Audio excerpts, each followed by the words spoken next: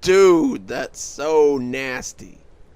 Peterson, Waldo to his friends, let the ant crawl across his tongue for a few seconds, as the rest of us watched. When he swallowed it down, he ran his tongue out again to show us that it was gone, grinning as we made noises of repulsion. I've been a resident of Stagview Prison for the last 3 years, and I'll continue to be a resident for another year and a half at the least.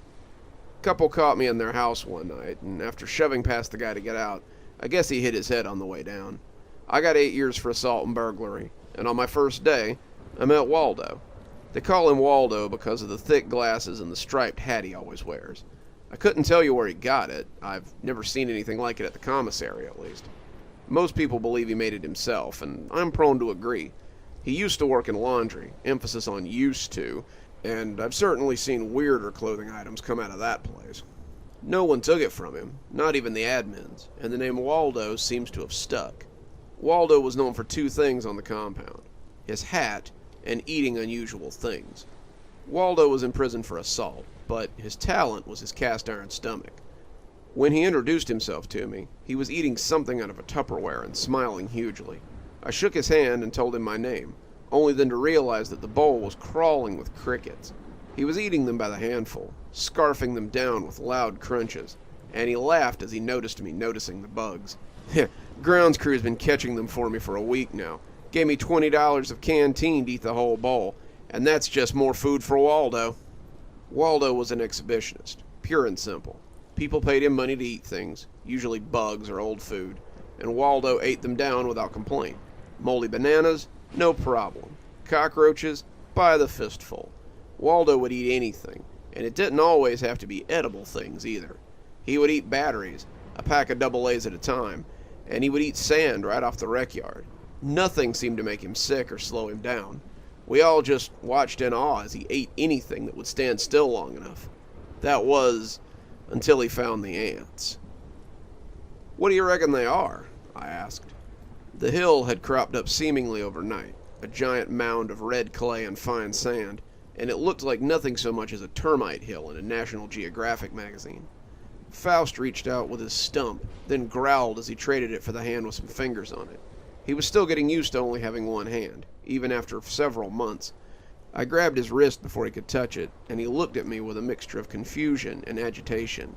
Can't have you losing the other one, Faust," I said, trying to postpone his rage. Faust was a cool dude, but he was quick to anger. "Yeah, well, they don't look like they eat much." In that, he was wrong. The ants were just as strange as the hill they inhabited. Each of the crawling things was the size of my thumb, veins of purple worming through their deep red exoskeleton. They had pincers on their heads, long wiggling antennae, and 12 scuttling legs that took them quickly across the hill. They were carrying all sorts of things, food, other insects, and I found myself wondering if they could be a threat. How much would those pincers hurt if they got a hold of you? "What you looking at?" I jumped as Waldo came up behind us, Faust and I looking around like we'd been caught doing something wrong. His eyes got big as he saw what lay behind us, and he made an impressed sound as he looked at the hill with the roaming insects. He had clearly never seen anything like them before, and they thrilled him as only something unknown can. As Faust watched him, I could see an idea beginning to form, and I was not fond of the look. "How much?" Faust asked suddenly. "How much for what?" Waldo asked, looking back at him confused. "How much to eat one?" Waldo looked back at the ants, thinking it over, before settling on a price. $20 a canteen, and I'll eat it right now." Faust groaned. "Man, 20 bones! That's pricey." Waldo had caught one of the ants between his fat fingers, and he was lifting it up for a better look. The ant wriggled furiously, trying to escape as it clacked those monstrous jaws. Waldo was being careful not to put his finger too close to the pincers, but the way the ant was thrashing, it would get him eventually. "Going once," Waldo said. "What about 10? I can do 10, Faust hedged. "Nope, gotta be 20, Waldo said, moving his hand back towards the hill. "Going twice." I'll put up 10, I said, not really sure why I had said it. That seemed to be what he was waiting to hear, and he threw the ant into his mouth and bit down with a loud crunch. Sold. He chewed the ant, his face becoming almost rapturous the longer he chewed it. He looked like someone eating a sweet for the first time, someone taking a bite of a favorite meal. and he turned back to look at the hill with real desire. I could swear there was drool sliding out of the corners of his mouth as he watched them scuttle around, his hands shaking a little as he reached towards the hill. "Whoa, man," Faust said. "You win, You ate one. Don't get crazy." Waldo either didn't hear him or didn't care. He was suddenly picking up ants like they were berries on a bush. He was popping them into his mouth, one after another, snapping them off the hill as quick as he could with his deft hands. A thick orange juice was running down his chin, the crunching sounding like poppers, the ones we sometimes threw as kids on 4th of July. And when I stepped up beside him, he turned and glowered at me like a dog with a bone. "Waldo, you got him, man. No need to," but he smacked my hand away when I tried to touch his shoulder. He bent over the anthill and started gobbling them down. He pushed them into his mouth by the handful, his throat bulging as they slid greedily into him. Soon he was pulling handfuls of dirt off the mound, the dirt streaking down his face like a kid eating chocolate pudding. When he pushed the mound over, the mud and dirt structure fell easily. I saw the ants come swarming out. They moved over his arms, mixing easily with the coarse hair that lay there. If they bit him, I never saw him wince, and I could only imagine that his throat was being nipped as he swallowed them. "What in the hell is going on over here?" came a voice from behind us. Faust and I turned to see Officer Grange and his big hairy fingers in the loops of his duty belt, the leather creaking as his gut pushed against it. Grange was a big guy, almost 6.5 feet, and his belly grew a little bigger every year he remained in DOC. He was what the inmates called a beater, a guard who would lay hands on you even if you didn't have to, but his face was more curious than angry today. He wasn't sure what he was looking at, and the sight made him more concerned than angry. Waldo hadn't even noticed him. His eyes goggled, the orbs swimming with tears as he found what he was looking for.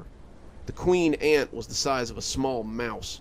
Her body was a deep green, her eyes a swirl of fluorescent neon as she inclined her head up to look at Waldo.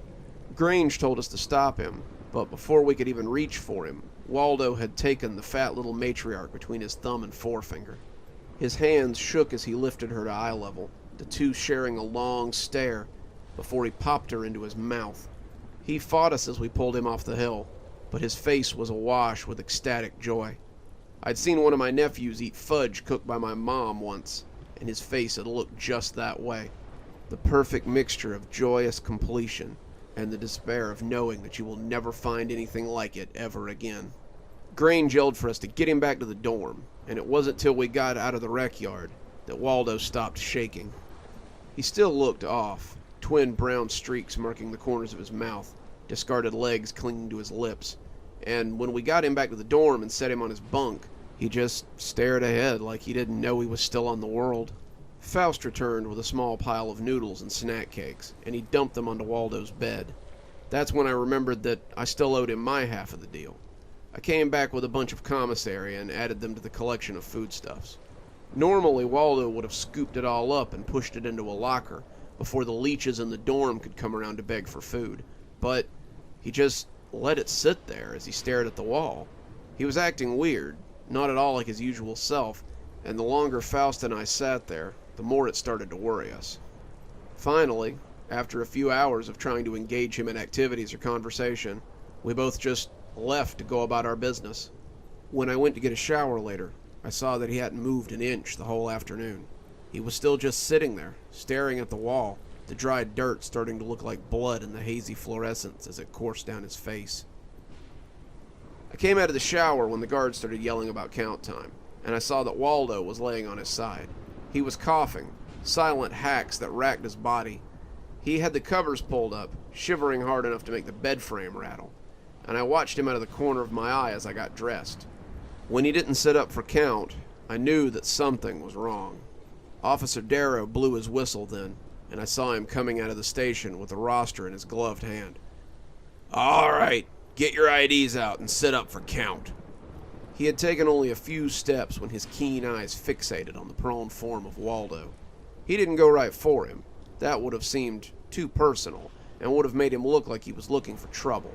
Instead, he made his way along, checking IDs and checking off names until he finally came to the bunk he wanted. He stood at the foot of the bed and tapped his foot against the leg of the bed. "Wargree, inmate Wargree, sit up for count and present your ID." He appeared calm, but Waldo wouldn't be the first inmate that Darrow had put his hands on or that he'd pushed out of bed. Darrow was always spoiling for a fight. It was why they wouldn't let him work confinement anymore, and he had been forced to find his sport elsewhere. He'd been put in E-dorm because they felt that he couldn't stir up too much trouble in here, but whoever had decided that was a fool. Darrow stirred up trouble wherever he was. It was in his nature. Waldo continued to shiver beneath his blankets, ignoring Darrow for all intents and purposes. Darrow smiled, but it was like a wolf smiling at a lamb. "Last chance, Wargry. Sit up and present your ID, or shit's about to get real bad for you." Waldo coughed, and it sounded like a handful of gravel hitting the ground. I tried to look, but I couldn't see what exactly he had coughed up. Whatever it was, it had escaped Darrow's notice. He was looking forward to a fight, and he didn't care who it was with. He pulled back the covers, and I could see that Waldo was still wearing the same dusty prison clothes he'd had on in the yard. He'd just laid over, it seemed, and he didn't even realize that Darrow was talking to him. When Darrow reached down and took him by the shoulders, he lifted him up into a sitting position. Waldo looked dazed as he blinked his eyes at the guard. "You deaf, Wargry? It's count time, and I know that you—" His voice was harsh, but it turned into a disgusted yelp as Waldo vomited up a cluster of squirming ants on him. They were the same ones he'd been eating, and as they came up from his guts, they sank their pincers into Darrow's arm. Darrow shouted as he swiped at them, trying to clear them off him, but his efforts were useless. For every one he knocked off, about 5 more clamped down and dangled from his skin like tumors. Darrow reeled back from Waldo, screaming as the ants bit him. His radio crackled as someone from the booth noticed him. I heard emergency traffic being called and rushed over to Waldo to see if I could help him. Waldo was leaning against his bunk across from him. The ants were coming out of him in a red cluster now. They looked like blood as they hit the floor, thick clots of pulsating red that slid up his leg and back towards his mouth, even as he vomited them onto the floor. I took him by the shoulders and turned him to look at me, and it took everything I had not to drop him again. His front was covered in ants, a squirming line of them already crawling up and back into his mouth. His face had this dumb look of surprise on it, but when his eyes met mine, I stumbled away and fell back over the bunk. My ass hit the floor then, and I scrambled away as I tried to get away from this ant terror. His eyes had become the same multi-spectrum segments the Queen's had been, and I pushed myself under the nearest bunk as I tried to escape him. When the other guards came through the door, they forced him to the ground in a storm of bodies, and it was almost a mercy not to have to look at him anymore. At least, until they all started screaming. Waldo emerged from the stack on all fours, as 4 guards slapped at themselves and rolled away from him. Waldo was more ant than human now, and those odd eyes were the only thing visible amidst the squirming mass of bugs that covered him. He was little more than a writhing mass of red flesh, small oceans with their own tidal poles as they boiled over his body.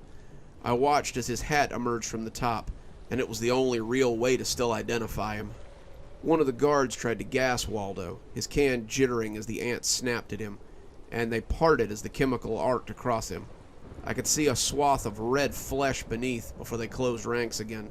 Waldo was gone, it seemed, and whether he was controlling the ants or they were controlling him, it didn't really matter anymore. They were one creature, and their symbiosis seemed permanent. At least, until Captain Hulk and his security detail came through the door. That was when Sergeant Moore hit Waldo with his taser. The 3-person group stood stunned by what they were seeing, and Moore's shot was likely just panic fire. The prongs hit Waldo square in the chest, the electricity sizzling up the lines as it made the ant flesh crackle and dance. Something screamed from deep within the ant mound, and I realized that Waldo was still under there somewhere. As Moore kept squeezing the trigger, Sergeant Dace drew his own taser and shot the mound of ants as well. The combined streams made the creature buck and waver, and when the ants fell off of him, it was like hail hitting the ground. Waldo fell amongst them, crushing most of them, and lay twitching as the captain and his sergeants moved in to assess the damage. It was a real shit show, but they managed to get it all covered up. The guards who had been hurt ended up going to the hospital. Many of them had been bit over 50% of their bodies, and I heard a couple of them almost died. I never saw Waldo again after that night. They took him out in cuffs, but it looked like they were heading to the rec field rather than medical. I remember seeing Waldo look back at me, his weird segmented eyes staring sadly back at the faces clustered against the windows. and I wondered if it might not have been kinder to just let him die. I never saw another one of those weird anthills either, but the rec yard was closed for 2 weeks after that while they tore up the grass and dumped pesticide by the truckload. Stragview, I've come to learn over the years, has a lot of strange stories like this one. From the rats to the ghosts to the strange creatures that inhabit the shadows of this place, Stragview is a place outside of time and space. I only have a year left in this place, and I pray I'll be allowed to leave. I wonder if anyone is truly allowed to leave Stragview once it's got its claws into them.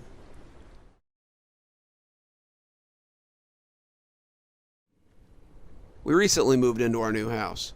It's perfect, just the right size for our family, but it has a strange problem with the drains. I noticed it while I was unpacking the bathroom things. I turned to discover that my husband hadn't flushed and pushed the lever to send it down the drain. When I did, I discovered that the sinks burble whenever you flush the toilet. Nothing too jarring, but it scared me a little when I first heard it. The sink burbled and bubbled, making a noise deep in the drain as it cleared the water. My husband laughed it off when I mentioned it to him. "It's an old house, dear. The pipes are on the central line that feeds into the septic tank. No one has used them in a while, so it's probably just getting used to people being here again." I blew it off as a weird thing the house did and just went about my business. A week later, the drain started burbling when I took a shower, too. I overlooked it, though, not wanting to dwell on something I ultimately couldn't do anything about. This was the first place I'd lived with a septic tank. I'd always used city water, and I figured it was just something that happened when you used a septic tank. My husband barely seemed to notice it, so I assumed it was nothing out of the ordinary. After a few weeks, I had almost come to ignore it, until the whispering started. I was brushing my teeth one night, running the water as I always did, when I heard the burbling coming from the drain again. I had bent my mouth to the stream to get a mouthful of water, when I could have sworn I heard a burbling kind of whisper coming from the drain. It was barely audible, more like a gurgle than a burble, but as I listened, it almost sounded like words. Black bank bees. Back bank bees. I turned off the water, spitting my mouth full of paste down the drain, and closed the door behind me. The burbling got worse from there on out. It didn't just bubble when the water was on. It always bubbled, loud and jarring, and I was still certain I could hear some kind of whispering. My husband just shrugged it off as normal. He was busy with work and didn't have time to indulge his flighty wife. I put up with it as best I could, but it was honestly starting to grate on my nerves a bit. I heard it in the kitchen, the living room, and especially whenever I had to go to the bathroom. The bathroom seemed to be the epicenter, and as the days progressed, I became more and more confident I could hear words amidst the gurgles. I lost my cool one night when my husband was working late. As I lay in bed, my son sleeping soundly next to me, I could hear the sink burbling and whispering from the hall bathroom. The bubbles were visible now when it burbled, deep green bubbles that sloshed up the drain and filled the sink with a stagnant water smell. Never when my husband was at home, of course, and the bastard didn't believe me when I showed him the thin film that hung on the bowl. As I lay there listening, the gurgling seemed to mock me. It seemed like only I could hear it, and the continued surge of tidal force had frazzled me. I was up before I knew what I was doing. I stomped down the hall in my pajamas, heading for the bathroom on bare feet. I was mad. I'd had enough of it, and I slammed the door open as I saw the towel rack shake ominously. I flipped on the lights like I was intending to catch the sink doing something wrong, and shouted loud enough to make my son stir and cry in his sleep. "Shut up! Shut up right now!" I screamed at the burbling sink. And, for a wonder, it did. The drain stopped burbling for a few seconds, and there was peace. Then a geyser erupted from the drain and splashed high enough to splatter the ceiling in a green fountain. It splattered the walls, pattered against the shower curtain, and caused the ceiling to rain drops of thick sludge. I'd fallen to my backside in the hallway, watching the geyser with wide eyes, when I saw something gloop out of the drain that made me scream. I scuttled across the floor, my back hitting the bedroom door, hearing my son cry out from the bedroom.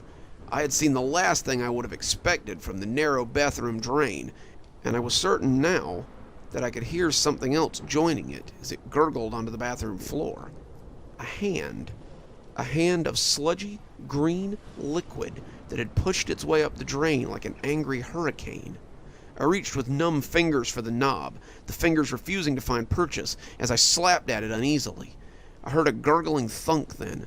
the sound of water trying to maintain a shape it was unaccustomed to, and something cast a shadow against the door. The best way I can describe it is the shadow appeared to be cast by a living jello mold. It was solid, but not transparent.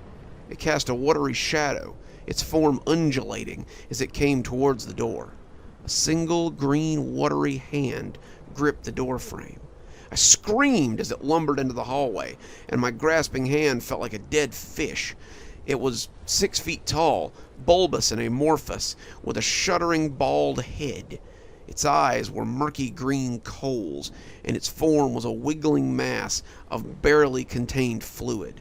The fluid was, well, it was awful. It had clearly drawn its matter from the septic tank, and the things floating within the water didn't bear thinking about.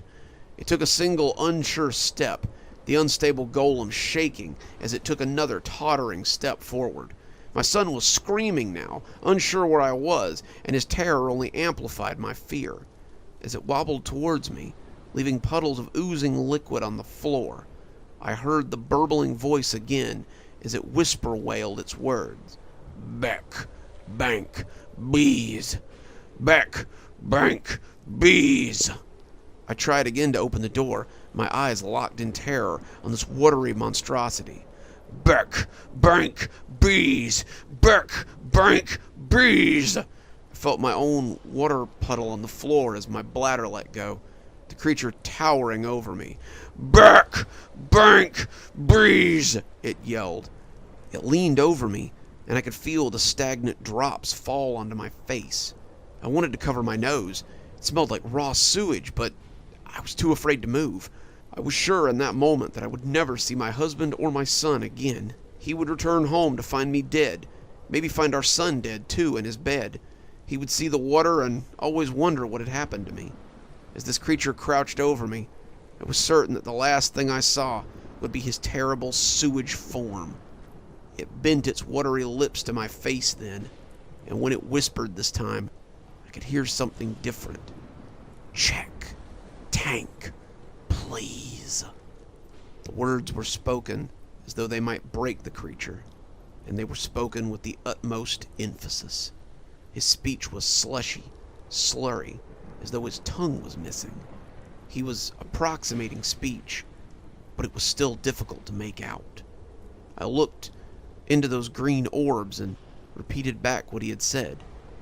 Check tank, please? It nodded its liquid head, its featureless face almost looking relieved. Then it melted into a deluge of stagnant water, and I was covered in buckets of disgusting sewage. My husband didn't believe me. I was still cleaning up sewage when he came home, and he was utterly flabbergasted. I told him about the creature, about its final message, but he refused to believe it. It was a dream, he said. The septic tank had backflowed into the house, and I had dreamed this watery creature. We went back and forth for hours, until finally I had the solution. Open up the septic tank, then. If there's nothing there, then I'll never say another word about it. I'll deal with the gurgles and the bubbles, and I'll never say another word about anything. After another hour of arguing, he finally relented. We called a service, and they breached the lid. It wasn't too hard. The earth was removed, and the lid was removed with a little backhoe. The smell was atrocious, but the men didn't seem to mind. My husband told them that we had a problem with the tank. It flowed into the house, and they figured the valve had been stuck. I saw the pumper hose descend, and the tank was emptied. My husband said I didn't need to be there for this, but I wanted to see. As the sewage went down, I saw the operator's eyes grow large. He called his partner over, and a flashlight was found. The flashlight nearly fell into the tank when it fell across the sewage-covered lump. His partner told us that it appeared to be something in the tank, but we shouldn't worry. The house has been empty for a while. It's probably just a congealed mass or something. The operator continued to pump the tank, and as the water level fell, we saw that the lump was more than a congealed mass of waste. It was a body. The police were called. Our front yard was soon playing host to 3 squad cars, a fire truck, and an ambulance. The techs were shunted aside as the rescue team received the body from the septic tank and loaded the remains into a body bag for identification. The police asked us some questions, but had already cleared us for the most part, since the body appeared to have been there for months. The inspector had likely not breached the tank at all during the initial inspection. so the body could have been there for years if it had been sealed properly. As the bag was zipped, I got a momentary glance at him. It was large, the head bald and lumpy. It looked a little like the sewage form that had tottered over me in the hallway. Before they zipped it up, the desiccated creature's mouth lolled open, and I felt a chill run down my spine. His tongue was mangled. Since the incident, we've heard no more burbling. The septic tank hasn't sputtered, and the house has been quiet since that night. Other than the sounds of our family, of course. My husband still can't explain how I knew there was a body in the tank, but I'm just glad that there was ultimately a happy ending to the story.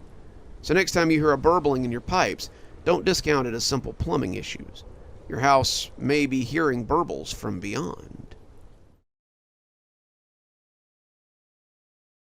For the last 2 years, I've been plagued by the ghost of my husband.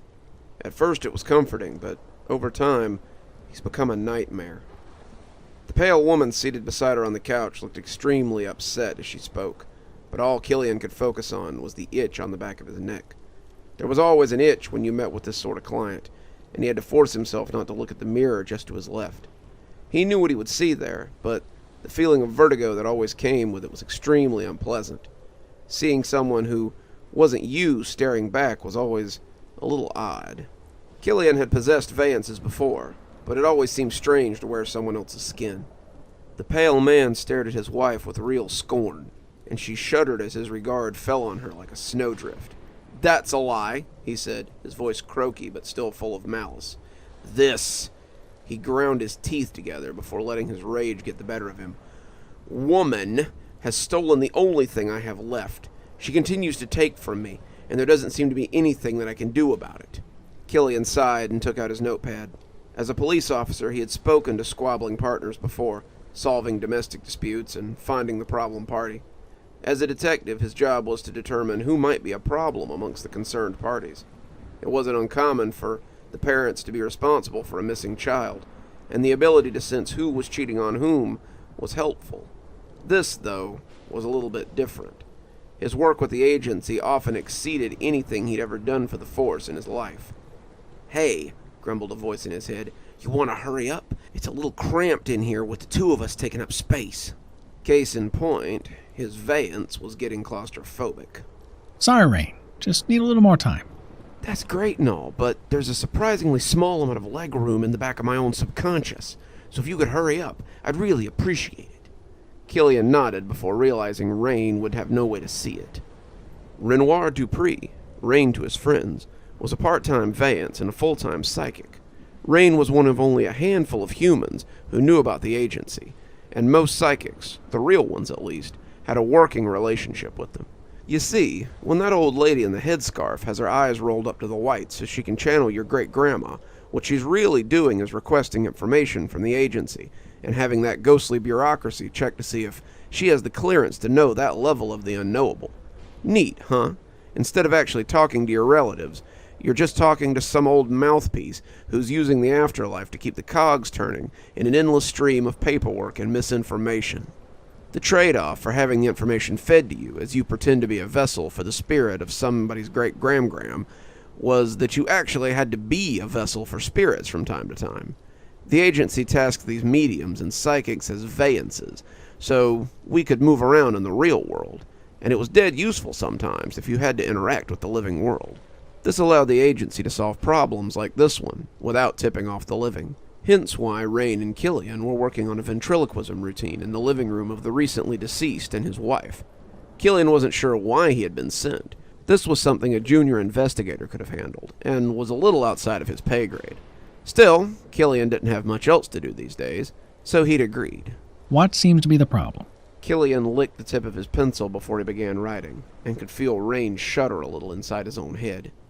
"I left behind an unfinished manuscript when I died," the pale man began. "After my husband died, I worried that his legacy would be unfinished," his wife cut in, and Killian realized that the two couldn't hear each other. Wait. Let's start with your names." "I'm Rayla." "And I'm Mark," the pale man added, but Rayla looked at him strangely. "Wait, can you see him?" Killian smirked. "Well, of course. How else would you expect this would work?" "Of course," Rayla said with a laugh. That makes sense." Why don't you start, Mark? The pale man nodded and began. I left behind an unfinished manuscript when I died. I've been writing installments for a certain series for years, but just as I was finishing the 5th book, I died in my sleep from a massive brain aneurysm. I was stuck here, my business unfinished, but the longer I lingered around the apartment, the more I came to understand what I could do. I figured out that I could influence Rayla through her dreams. I told her how she could get my manuscript and send it to the editor so the series could be completed up to that point. With the manuscript wrapped up, my business would be concluded, and I could move on. Except that clearly wasn't it. Rayla nodded. After that, I expected he would leave. I knew he had other books in mind for his series, and offered to help him make the full series a reality. In truth, I wasn't ready to lose Mark. After all, he was my husband. I enjoyed getting to spend a little more time with him, so we started writing another book. Mark had a lot of ideas, and after 6 months, we had the first draft to send to an editor. He loved it. He was so glad to see another lost book in the series, and I was glad to see him happy. Mark would occupy me as we wrote, and I could feel how happy he was with the work and the completion of his dream. Mark had intended there to be 9 books, and I suppose he would leave after finishing his life's work. Killian turned to Mark, and the gaunt man nodded, looking torn by the sentiment. At first it was fine. Better than fine. It was great. My wife had never been an active part of my writing, though I got the feeling she was curious about it. It was the only aspect of my life that Rayla wasn't a part of, and helping me write seemed to make her feel closer to me. Killian watched as that ghostly pale hand slid over to touch his wife's arm, and as the pale skin touched hers, Rayla flinched away as she looked at the empty place on the couch with trepidation. The flinch seemed to reignite his anger, not something terribly uncommon in spirits, and when Mark turned back, all the love that had been present was gone. Then she changed my story. He was suddenly furious, his face seeming to twist as the anger flashed beneath the surface. Killian understood why he was sent out now. The agency didn't just send facilitators out for no good reason, and this man's rage was something frightening. Spirits, as a rule, were not supposed to experience strong emotions. They were like static images, inhabiting a space until their energy was expended. Most people couldn't make a ghost for more than a couple of 100 years, something that likely felt more like a span of years to the ghost, and couldn't do much more than flicker the lights or a little low wailing. Most hauntings were little more than your poor old Uncle Phil telling his great-grandniece that he was tired of keeping up with the Kardashians. Guys like Mark, however, were a little different. Mark had a purpose, something that was dear to him, and he felt that his death was untimely and unfair. He was already bubbling with confusion and desolation, and now whatever was happening here was pushing him towards undiluted rage. Ghosts, Killian had come to understand, were like toddlers. They didn't have a wide spectrum of emotions, and were mostly limited to mad, or sad, or happy, or jealous, or something else that was easy to define. Any of these could be dangerous, since spirits were mostly made of emotions, with just a little bit of soul mixed in to make the process even murkier.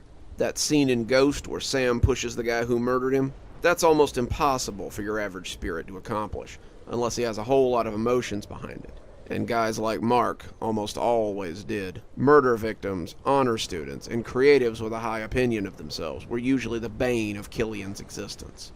Killian turned back to Rayla, feeling silly as he played mediator in what would otherwise be a one-sided conversation. Mark says to change his book. Apparently, he's not a fan of the revisions. Rayla looked confused for a moment, before huffing out a breath and rolling her eyes. Oh God, is he still on about that? Turning to the empty space, empty to her at least, she would have been quite a bit less shouty if she could see Mark's face. His teeth were skinned back like a wolf preparing to bite. It was one time, Mark. I changed one character. Are you still hung up on that? Mark looked ready to bite, and the bulbs began to pulse in their sockets. Killian realized this might be a little deeper than a simple revision. One character? One character? He shouted, ethereal spittle spattering unnoticed on her cheek. You left Elizabeth Maker alive. Elizabeth Maker was supposed to die in Book 7. She was never supposed to exist after the fall of the Lupercalia Council. The two had been unknowingly having a shouting contest, but when the first bulb popped like a firecracker, Rayla flinched and looked around surprised. Killian elaborated on what her husband was saying, and Rayla cleared her throat, some of her bluster evaporating as the lights continued to strobe. Yeah, he wanted Elizabeth to die at the end of Book 7, but I didn't want to kill her. Killian looked at his notebook, rain grumbling in the back of his head as he tried to make sense of all this. You'll have to excuse me. We don't really get new releases at the agency, so don't be offended when I ask, what the hell are you two talking about? Mark and Rayla looked equally as astonished at Killian's naivete. Have you never heard of the Lines of Succession? Rayla asked. Can't say as I have. Work keeps him pretty busy. Is it popular? It's only one of the most prominent fantasy series of the last 3 years, Mark said. I was in talks with AMC and Showtime for a series, at least before I died. Geez, Killian, you've never heard of Lines of Succession? Don't get out much, do you? Rain said smugly from the back seat. Killian ignored him and pressed on. So, why didn't you kill off this character if Mark wanted her dead? He's writing the book, so then shouldn't she be dead? Elizabeth Maker isn't just some character. She's the love interest for Maxim Niles. Mark intended to sacrifice her in order to bring the Temple of the Fang down on the heads of the Lupercalia Council. He knows that Elizabeth is my favorite character. Hell, the fans love Elizabeth too, and he knows that. Her sacrifice was symbolic, Mark shouted, Ryla stuttering as her breath came out in a puff of smoke. It was meant to push Maxim to fight the Shadow Pack to avenge her death in the 8th book. Now he has no real motivation to fight the Pack. He won't even know about the Pack Lord, and he won't find his honorable death at the end of Book 9. You've ruined everything! Another bulb popped, and Rain began to whimper from the back seat again. Okay. So why not just rewrite the story so you can have the ending the way you want it? Killian was hoping to calm Mark down before his anger overtopped him, but this turned out to be the wrong question. Because she sent a copy of the manuscript to my editor, against my wishes, Mark screamed, practically vibrating off the sofa as he shouted. He kept sabotaging the manuscript. He did something to the computer so I couldn't use it, and if it hadn't been saved online, I'd have had to rewrite it. So I sent it to the editor from an internet cafe, and I'm glad I did. They liked the fact that she survived. The fans liked that she survived, and the book has tested very... But she stopped talking when the first book rose up off the shelf and pelted towards her. Killian barely ducked another one, and soon the air was full of flying missiles. The books and knickknacks on the shelves, the magazines on the end table, had all begun to flash around like lawn furniture in a tornado. Killian reached over to pull Rylea away from Mark's ghostly form as it began to float off the couch.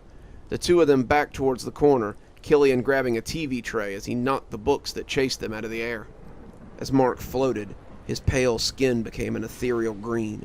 Rayla gasped, her eyes growing wide as Killian realized that she could see him too. Rain was gibbering, asking little questions in a high, panicked voice, but Killian turned him way down. This was why they had sent him. The agency knew that Mark was getting ready to go nuclear, full-blown poltergeist, and they needed someone to talk him down, or to take him down. Killian may have been able to do just that, but he didn't think the agency had known how short Mark's fuse was. Mark could be saved, just like a certain little girl Killian knew had been saved, but he had to act fast. There was a storm brewing, and it threatened to drag Mark into the vortex. Killian stepped out as the wind whipped at the cuffs of his ridiculous purple shirt, his TV tray still held at the ready if something should come flying his way. Mark Gabriel Francis, Killian shouted, seeing him shudder as the power of his full name fell upon him. I know you're angry, but you're in real danger if you keep this up. Mark was standing at the center of a swirling whirlwind. One of the bookshelves fell over, the last of its books now circling in the storm, and the gray ottoman seemed to be hanging by its peg legs. The wind swirled with papers, knickknacks, books, and other small items that the growing tornado had picked up. Mark's eyes rolled to the whites, and Killian saw them run with bloody tears. Blood ran from his ears and nose, too, likely the way he had looked in death, but he was no more ghastly a creature than some of the others Killian had helped. You're on the cusp of becoming something terrible. Don't let your anger make you a monster. What choice do I have? She's ruined everything. She's ruined my vision. I can't let her get away with this. She cannot be allowed to live. She can't be allowed to taint my ideas any further. Killian ducked another book. a heavy tome that would have likely laid his Vance out, and tried again. I know you're angry. There's nothing worse than dying without closure, but this isn't the way to get it. If you give in to your rage, you won't be able to pass on. You'll be stuck with nothing but the candle of your emotions, just waiting for it to burn out and leave you in darkness. Mark laughed, and the sound made the window shudder in the frame. Then what? Hell awaits me? I don't believe in that. Don't try to preach to me. I'm beyond such things now. There are worse things than hell, Mark. Hell is many things to many people, but there's a darker void for those hell won't take. A paperback crashed into Killian's shoulder, but it was all the response he received. Mark hung in the center like a terrible eye to a building storm, and even his name had no effect on him now.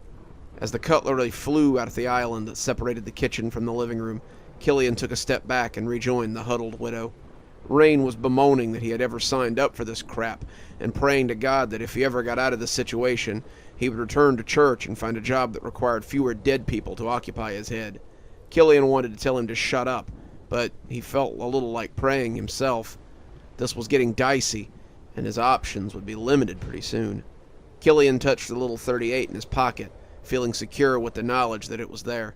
It wasn't really a .38, no more than any of the other weapons manifested by the members of the agency, but it was Killian's source of power and his only means of attacking spirits. He would have to exit his Vance to use it, but he doubted Rain would mind much. Something rankled him as he thought about the gun, though. The voice said it wasn't time for that yet, but soon there would be no other choice. He looked at Rayla and yelled over the typhoon. If you want to talk to him, now would be the time. We're almost past the point of being able to save him. Rayla looked undecided as she hunkered in her corner, but Rain's shouts told Killian flatly that that was a bad idea. Are you crazy? He'll kill her. She's the source of his anger. He'll rip her to pieces if you send her out there. Killian thought about that, taking Rayla by the shoulder and asking something he should have asked from the start. Did you have a good reason to save Elizabeth? Rayla looked disbelievingly at Killian, but the nod that came in the wake of his question told him that he was on the right track. Then go tell him that. And if he kills her, Rain asked, your agency won't like that one bit. Fuck the agency. They wanted me to handle this. I'm handling it. Rayla. Killian spoke out loud as he shook the scared woman a little to gain her attention. This may be your last chance to talk to your husband on this side. If you need to tell him something, now's the time. Rayla looked past Killian, and as she got to her feet, Killian was reminded of a newborn giraffe he'd seen at a nature show once. Each step seemed to be less sure than the one before it, and as Rayla approached Mark, that terrible figure turned to look at her. Mark, she half whispered, a fillet knife missing her by an inch as she shrank to her knees. Do you know why I spared Elizabeth? Because you never understood my work. You always resented that I put it before anything. You blamed it for us never having children, for the fights we often had, and ultimately you blamed the stress for my death. Rayla had to shift a little to avoid several paperbacks that ruffled the back of her head. It was because I knew how it would make Maxim feel, she yelled, and some of the items that had been prepared to careen into her stopped midair. She looked up at Mark, his face surprisingly inviting, as it enticed her to explain. I thought about that broken man. His love ended in the pursuit of his quest, and I remembered how much it hurt to lose you. Your life was over, but I was left behind to figure out what came next. I reread your books after the funeral, consuming them all in the space of a week. In a way, they became like the children we never had. They were the only pieces of you I had left, and I cherished them. When you came back to me, inviting me to help you finish your work, I felt closer to you than I had our entire marriage. His eyes had unrolled, the blood fading from his face as she spoke, and as Mark floated back towards the couch, the items in the whirlwind hung frozen in place, like planets caught mid-orbit. In a way, these new books were our children, born from your mind and my effort. I cherished them all the more. When you told me to kill Elizabeth, though, I knew I couldn't. She was too important to Maxim, and I didn't want him to know the loss that I had felt. I didn't want anyone to feel that loss. I didn't want to feel that loss ever again. When he wrapped his arms around her, she pushed against him as if he were flesh and blood. The items dropped around them, knives thankfully falling to the carpet as opposed to into anyone made of meat, and Killian fetched a deep sigh as he realized it was finally over. "Tell your boss there better be hazard pay involved in this," Rain said, clearly not sharing in the fuzzy moment that was going on around them. "I was never warned that my body might be in danger while you guys use it for your little walkabouts." Just soak it in, Junior. These are the little wins that are few and far between. Killian smiled as the two reconciled quietly, understanding that it had almost gone very badly, and feeling grateful that she had managed to turn it around. Would you really have shot him?" Rain asked. Killian watched them, the glow coming off them like a space heater in mid-February. I've shot people I liked a lot more than him, and it's my job to put down the monsters when they burst out of their human form. Luckily, tonight that wasn't necessary. Killian hoped that a return trip wouldn't be necessary either.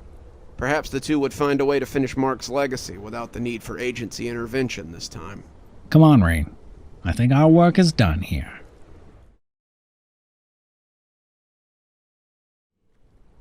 I'm in the wind now. I'm sure I'll be dead by tomorrow, but I need to let people know this thing is loose. I'm an agent with the United States government, and my station is Black Site number 7. I won't tell you my name. It wouldn't matter much anyway, but this was not how I saw my life going. I spent 6 years in Iraq, signed up right after high school. It was nothing like the recruiter told me it would be. I spent 8 hours in the blistering heat. I hauled my fair share of comrades out of firefights, and I saw a lot of crap out there that would make an ordinary person go crazier than I might be. I've had a camel spider crawl on me while I sleep. I watched friends I've known since basic get decapitated through binoculars, burned houses full of insurgents and civilians to rubble, and a lot of other things I really don't like to talk about. When I was done, they gave me my papers, thanked me for my service, and sent me home. I know I have no right to complain. Many guys didn't make it back, but home was worse. I'd spent 6 years in an active combat zone, and now I was just, supposed to come home and go back to civilian life? I spent 3 months in the civilian world. 2 of those months were spent in crappy apartments because my parents couldn't handle the night terrors and the jumpy Marine that their son had become. Every car horn, every barking dog, every firework rattling in the street had me reaching for my gun or breaking into a cold sweat when I couldn't find it. Before TJ found me, I was honestly considering killing myself. Then one day, he was just at my door with that big shit-eating grin he'd always worn in the desert. "You look like hell, Hoss. Let me get you some pancakes. I got something I want to discuss with you." TJ was my platoon leader in the sandbox. They called him the comedian because he was always smiling, always cracking jokes. He was a functional sociopath. I guess most of us were. I always admired his ability to laugh in the face of the messed up stuff we did. TJ is not his real name, clearly, but since he's still in this crap and I've left it behind, I figure the best I can do is not remind them that he's why I'm here. So he took me to breakfast. In the back of a crowded Denny's, he laid it all out for me. "You got it bad, Hoss, but that's okay, 'cause old Uncle TJ has the cure for you. Got a new job, familiar work that might interest you. Ever hear of Two Trees?" As it happened, I had. Two Trees was a government institute that, on the surface, did a lot of medical research and clinical trials. Underneath, though, they did wet work, and anyone who was involved in covert ops knew about Two Trees. We'd worked with them a few times in Iraq, and their guys were spooky, to say the least. "You're looking at the new head of Black Site number 7. I furrowed my brow at him. "Congrats. Should I know what that is?" "Of course not. It's a closely guarded government secret. Two Trees is paying me a small fortune to keep it that way. Problem is, I need someone to curate the site for me. Someone with military training, experience with firearms, and a need for some normalcy. Know anyone that might fit that bill, Hoss?" I knew what he was asking, but I didn't think I was the one he was looking for. I hadn't found work in 3 months since I'd been back, and most of that was because I couldn't settle into anything. I was constantly jumpy, constantly on edge, and that makes it hard to find work. No one wanted you doing security work or minding a gas station when every backfiring car was an enemy combatant. What would happen if I had an episode in a government facility of all places? I shook my head. Thanks, but no thanks.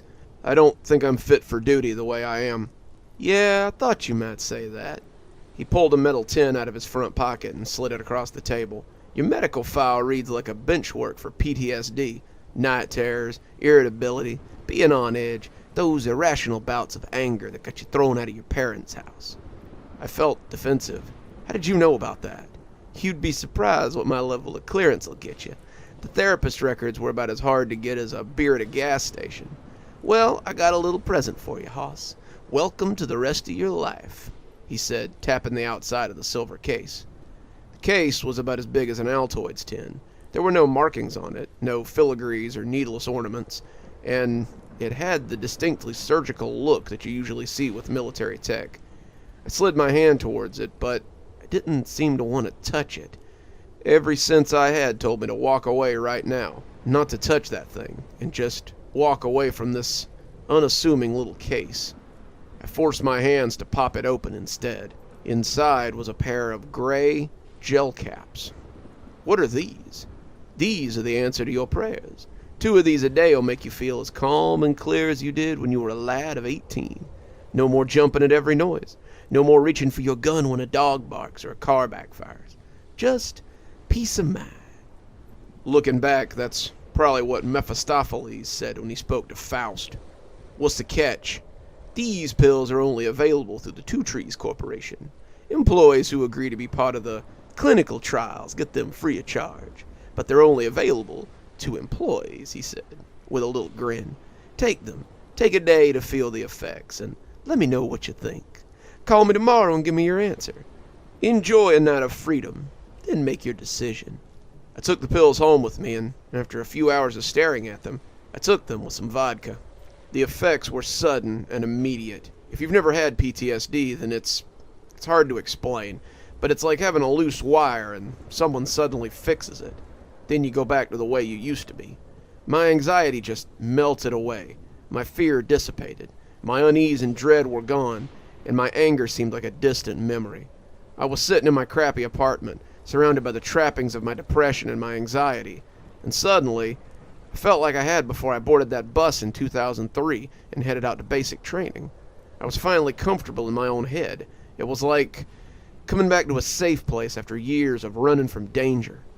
After the first good night's sleep I'd had since shipping out, I called TJ and told him I was in. One question, I asked. What's in the pills that makes them work so well? He was silent for a long minute, and then finally he said, You really don't want to know, Hoss. Pack your stuff. There will be a moving truck to take you to West Virginia in the morning. And that is how I came to work at Black Site number 7. I must have looked like a junkie by the time I pulled up in front of my new house. I didn't have much. The truck had taken all 4 boxes into the deep woods as I followed in my old compact. The journey took me about 16 hours, and by the time I got there, I was starting to feel the anxiety creep back in. I became angry at how slow the truck was going, afraid that this whole thing was a trick and they would kill me. By the time I arrived, I found myself wanting to die, hoping for death, so I could return to the quiet that had been in my head before. That was when I saw TJ standing at the gate of what looked like an old military checkpoint. He flashed that knowing smile and handed me another silver case. I dry swallowed the pills without a word and felt the inner peace worming its way back into my brain. Then he showed me to my new quarters. It was a little bunk room with a bed, a kitchenette, and a locker for my clothes. There was a foot locker for my personal stuff, and I was told to keep the place clean. I would be responsible for the site and its security. TJ showed me a terminal off the bedroom for monitoring and camera feeds. The compound had cameras all over the place, but I appeared to be the only person here full-time. The site's mostly for storage these days, but it's what we get up to here at night that may interest you. That's why you're here. I need someone I can trust to watch this site 24 hours a day, 7 days a week. 4 times a year, you'll be relieved for a week of R&R somewhere. But other than that, this is your world, Hoss. That didn't bother me. I had no problem being alone after 3 months of people. What I was curious about was what I would be doing out here. What am I looking at exactly? TJ pointed at the 3 buildings on the camera. Truck comes twice a week. Let them through the gate and don't bother them. They'll take what they need from the building and won't bother you either. Keep nosy people out. Lethal force is authorized, and don't ever go in there, or I'll have to show you where Black Site 8 is, he said with a smile. The smile didn't make it to his eyes. Don't worry about being vigilant, though. If anything bigger than a mouse moves out there, the alarms will let you know about it right away.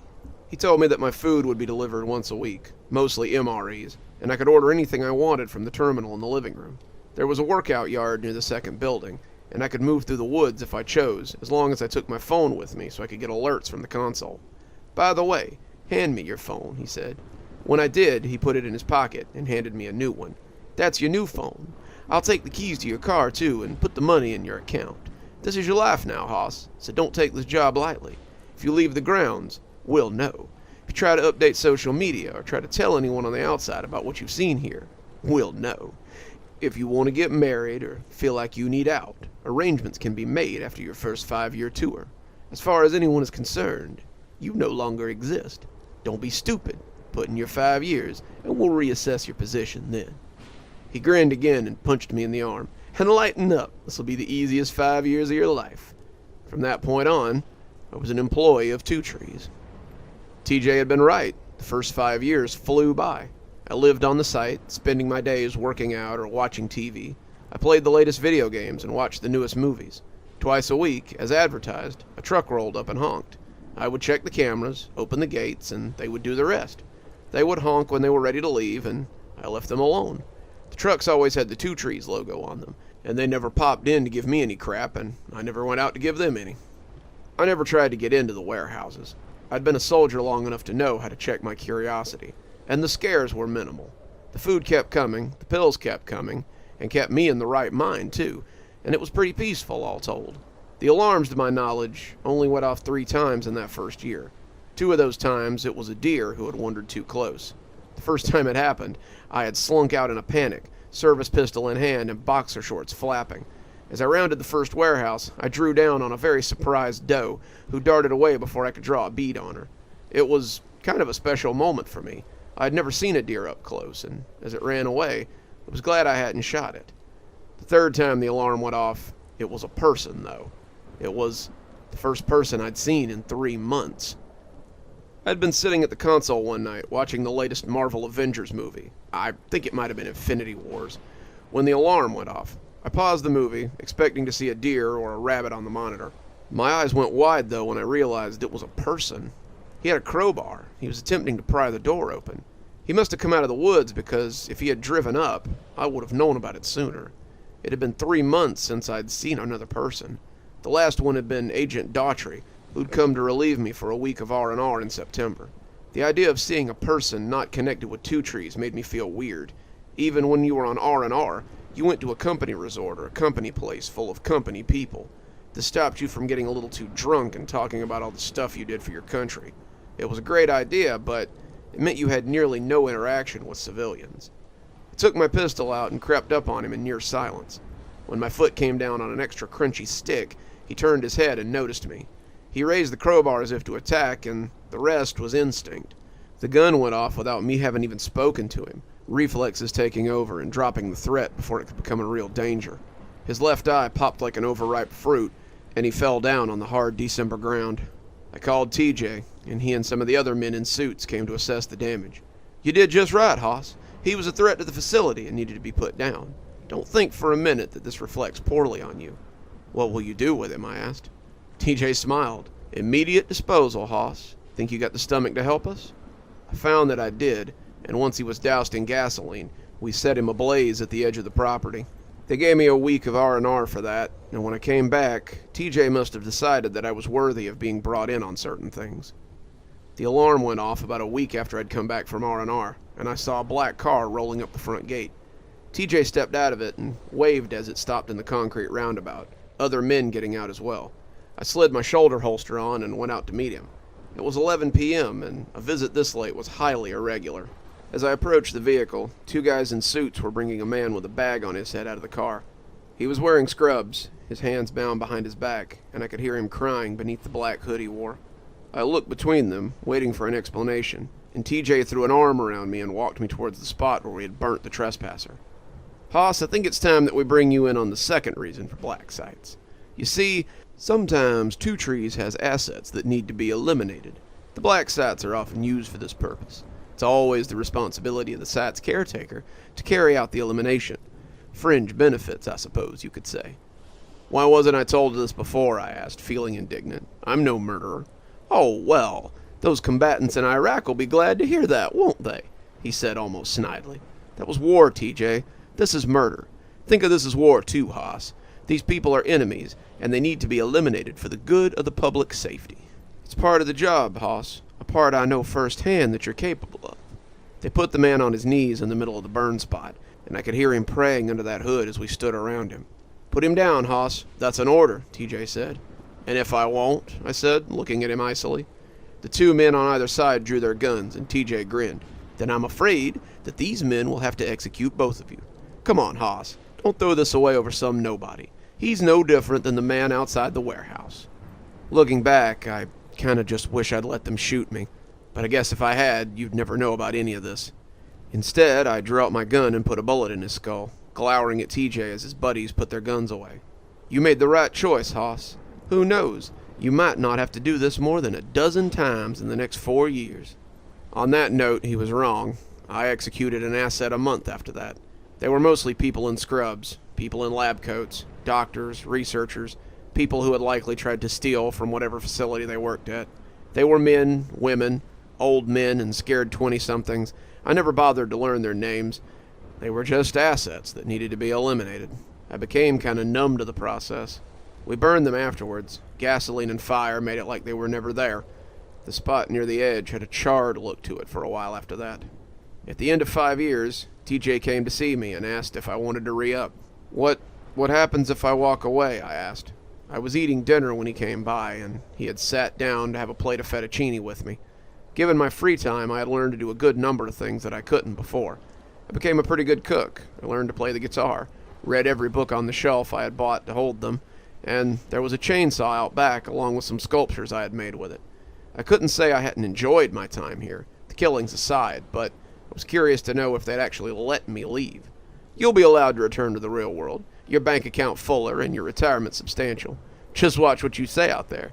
I'd hate to have to bring you back for your replacement to put a bullet in.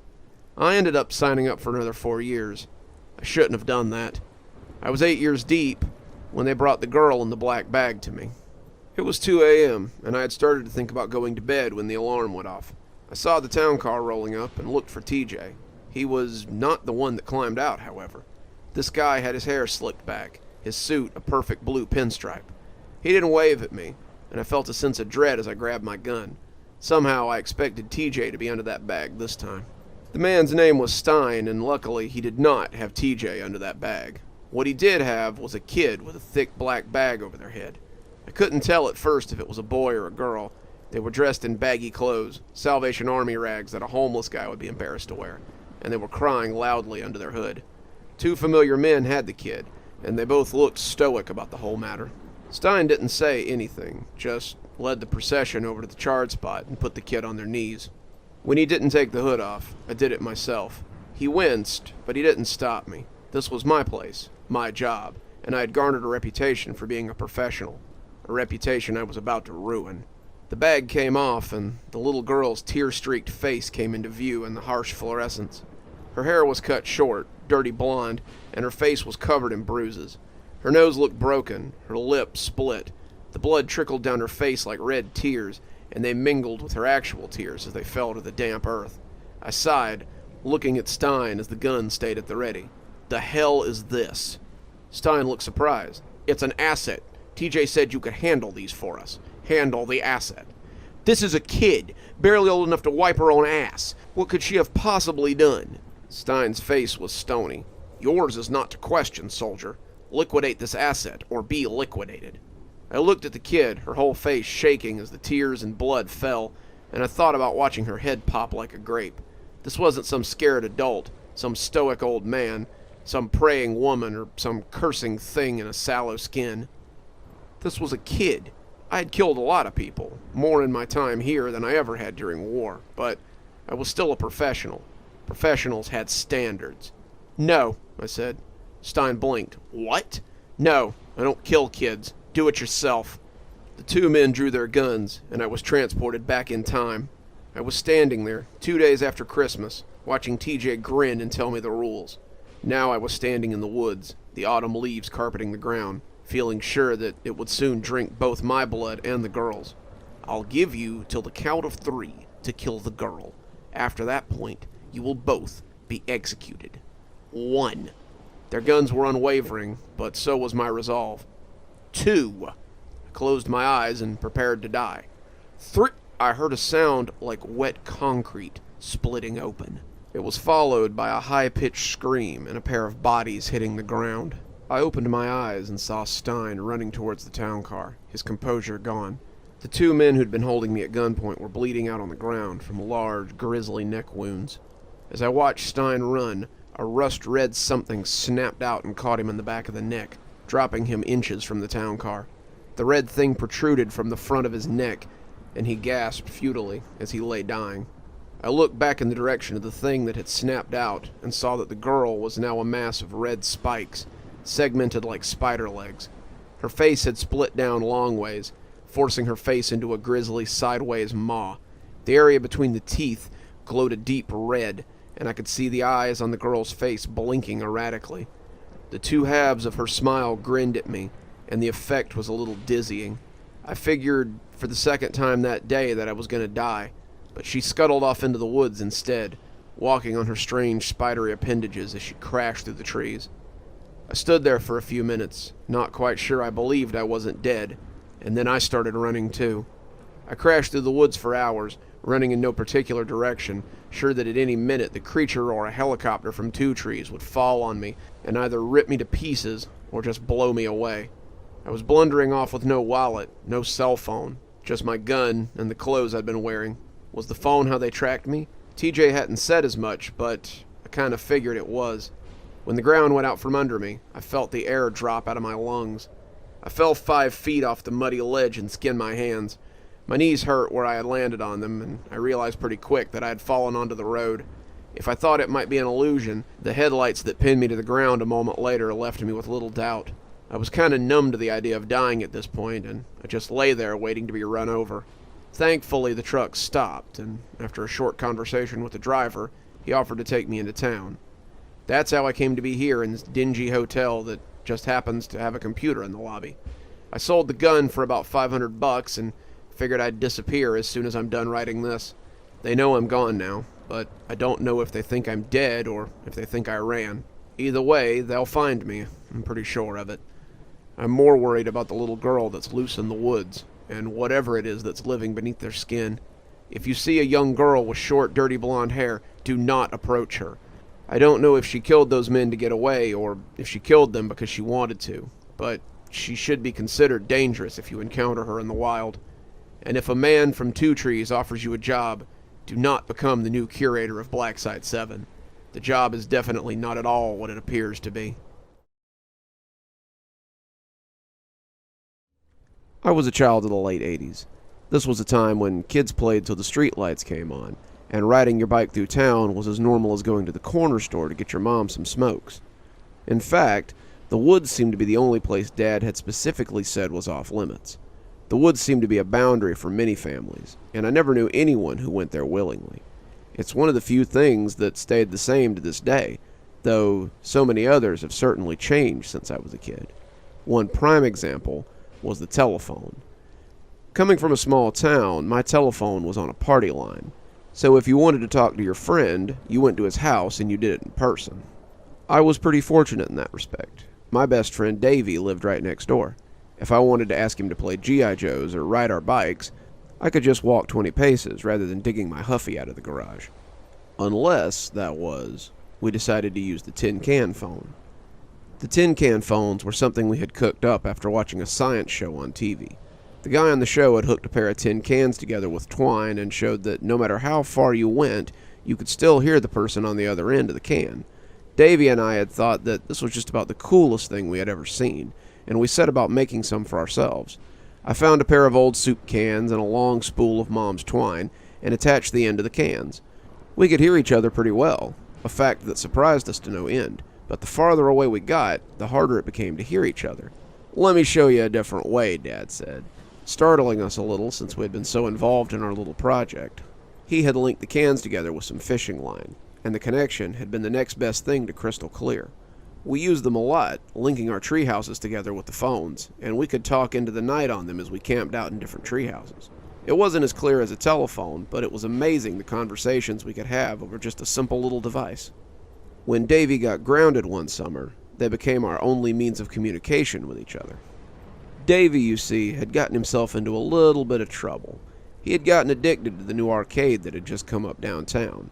The laundromat that had once been there had been cleared out, but I can remember smelling detergent and fabric softener every time I went to play a game of Pac-Man or Galaga. Davy and I went there a lot, but Davy seemed to have developed an unhealthy love for the games. Any money that he could scrape together was shoved into the arcade machine, and I remember noticing that he was absent from school in the middle of the day and suspected that he had snuck off to the arcade. When the truancy officer brought him home around lunchtime one day, his parents finally decided that enough was enough. He was grounded for the summer. They told him that he might manage to earn some of his stuff back with good behavior, but forbid him to go to the arcade until he could get a handle on his addiction. Davy and I talked over the tin can when we could, but Davy made it pretty clear that his parents would take that away if they found it. We would camp out every weekend when the weather was fair, and we talked most of the night, me suddenly being Davy's only real connection to the world. So when I picked up the can one night, calling for Davy through the 100 feet of fishing line, I was surprised to hear someone else pick up right away. As it turned out, though, it wasn't who I was expecting. "Hello?" said a small voice, not like Davy's at all. It sounded like an adult trying to do a bad imitation of a kid's voice. "Who's this?" It said again, and I remember shaking off my uncertainty as I remember that Davy liked to do voices sometimes. Davy and I sometimes listened to the radio DJs prank call people, or we'd catch comedy performances on the satellite TV Davy's family had. Davy had a few characters he'd been working on, despite the fact that they all just kind of sounded like him, and I assumed that this was nothing more than another bad character performance. "Who's this?" I challenged back. "This is Sam," the voice said, still high-pitched, but getting a little surer of itself as the string made it sound tinny and robotic. "But my friends call me Tin Can Sam." Yup, definitely a new voice. If it had been modern day, I would have said that it reminded me of Herbert the Pervert from the Family Guy show. It was 1991, however, and all I could equate it to was the funny way that Michael Jackson talked. The voice was funny, kinda, but it still just sounded like Davy doing a bit. "Okay, well, Sam, why do they call you Tin Can, then?" "'Cause I wear the tin cans I empty like jewelry and clatter everywhere I go. I'm a hobo, you see, and most of my meals are taken from cans. Who do I have the pleasure of conversing with tonight?" I played along and introduced myself to Tin Can Sam. He asked me if I went to school, and I told him that we were out for the summer. He asked if I lived around here, and I told him I lived next door. He asked me how old I was, and if I knew the kid who owned the treehouse, and a dozen other things as I played along. Some of you guys will think this is weird. Why would I surrender a lot of information to Davy that he would already have, especially if he was doing a bit? Well, to answer that question, you'd have to understand how Davy was when he was doing a character. Davy was one of those people who would commit to a role. If he was doing a new character, that person didn't know you. Interacting with him was like meeting Davy all over again. But he was my friend, so I put up with it. At least it wasn't Grandma Gerda, who had a memory problem and constantly forgot the things you told her. So I played along with the game, asking Sam what it was like to be a hobo. "It's all right, I guess. I used to own a hardware store, but the people didn't like me very much, so I had to leave. It's rough not having a house sometimes, but I meet so many interesting people on the road." "What do you do for fun?" I asked, nodding to myself at how thoroughly Davy had committed to the role. "Tell stories mostly. Sit around the fire at night and eat your dinner and tell tales. We especially like scary stories." "Scary stories?" I asked, a little taken aback. Davy was not a fan of scary stories. He liked to play it cool, but he was a bit of a scaredy cat at the core of it all. When we watched the scary movies sometimes, the volume low so his parents didn't catch us, Davy always hid his eyes and sobbed sometimes when the killer got somebody. Sam liking scary stories was not something I was prepared for. "Do you like scary stories?" Sam asked, his voice sounding hungry for the answer. "Yeah, I like scary stories." "I got a real scary one if you'd like to hear it." I nodded before realizing he wouldn't be able to see me and told him that I did.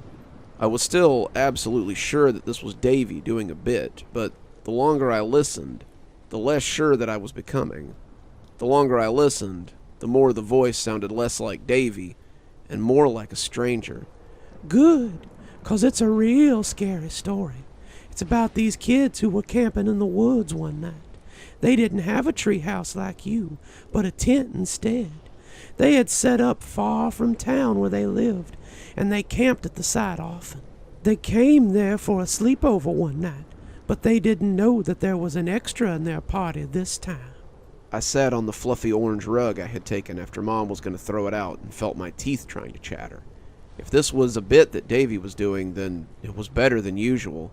As the string brought his words to me, I remember feeling my spine shudder in my back. This was different. Way different. And I wasn't entirely sure that I liked it. As I came up, they heard me. They looked out to see what was making so much noise, peeking from the zipper as they looked into the once inviting woods. It was dark, though, and the woods were dense. As I moved about, rattling and shaking, they kept looking around anxiously, trying to figure out where I was. The more I moved, the more it scared them. They thought I was a ghost or some sort of spook, and the longer I rattled, the more they shivered. It was windy that night, and I seemed to be everywhere. Oh, okay, Davy, said my voice shaking a little as I watched the fire and my lantern dance. I don't like this game anymore. Who's Davy? I told you my name's Tin Can Sam. Now where was I? I looked out the window, trying to see if Davy was in his treehouse, but the branches of the big oak his dad had built it in obscured the structure. All I could really see was the string as it hung taut between us. Oh, that's right. I could hear them whispering over there, discussing their chances if they ran. They didn't think they stood a chance if they stayed, but if they ran, well, they believed I could only catch one of them. They were arguing, starting to yell, and as they got louder and louder, I crept up to their tent. I'd have had them then and there, but suddenly they burst out of the tent and ran in every direction. I smiled as they ran, knowing that I could easily catch more than one of them. "Stop it, Davy," I yelled, the story creeping me out, and when coupled with the voice he told it in, I don't want to hear any more. Despite this, I felt unable to take the can away from my ear. I caught them, and I cut them. I sliced them, and I diced them. I cut their throats, and I sliced out their tongues. I cut their legs, and I took off their fingers, and when I turned my attention to the third boy, I knew I could get him before he got home. I took off after him, my cans rattling like ghostly chains. He kept glancing behind him, hearing my clatter as I got closer and closer. His feet slapped against the ground, and if he'd hit a single root, we wouldn't be having this conversation. I was so close, my knife still wet with his friend's blood, and as I lunged, he jumped over a small fence and came into his backyard. I stood, watching as he tripped and rolled onto the grass of his house, and when he looked back, I melted into the woods. His race won. I let the tin can fall to the rug, not wanting to hear anything else as I scrambled to the ladder to my treehouse and pulled it up. Unlike the children in the story, I was not in a tent. I knew that no one could get me if that ladder was up, and as I dragged it into the treehouse, I could see a shadow as it hunkered at the edge of the fence that separated my yard from Davy's. It was a man, a skinny wisp of a man, with strings of cans hanging off him. He looked up at me as I looked down at him, and even in the dark, I could see his broad white teeth as he grinned. I slammed the trapdoor shut, but even in my tree fort, I wasn't outside his reach. As I hunkered on the carpet, I heard his voice ooze from the can as he left one final word on the matter. Tell your father he was right to tell you to be cautious of the woods. He may have said more, but I threw the can out the window then, and heard it tonk as it landed in Davy's yard. I spent the rest of the night with my knees against my chest, jumping at every sound outside as I listened for the clank of cans. I didn't come out when the sun came up, and when someone called my name from the ground, I jumped in surprise. Looking out my window, I was happy to see that it was my dad. I came down the ladder, leaping into his arms as I cried against his shoulders. "What's the matter, kiddo? You have a bad night?" he asked, smiling but clearly concerned. I felt him stiffen when I told him what Tin Can Sam had said, and I felt him hug me even tighter. "I'm so sorry," he said. I never slept in that treehouse again, and after I told Davy about what had happened, I don't think he did either. I'm an adult now, and my parents' house is my house. After Dad died of a stroke while I was in college and Mom passed away a few years later, Melinda and I decided to move into what was the largest part of my inheritance. Our children love the big backyard, the treehouse that I've refurbished and repaired, but I always warned them to stay out of the woods. They always begged to be allowed to explore, but I've put my foot down where the woods are concerned. I've never seen Tin Can Sam again, but if I ever think that maybe I imagined it, all I have to do is listen carefully on quiet nights. Sometimes, if you listen closely, you can still hear the clank and jangle of the old cans as they blow in the breeze.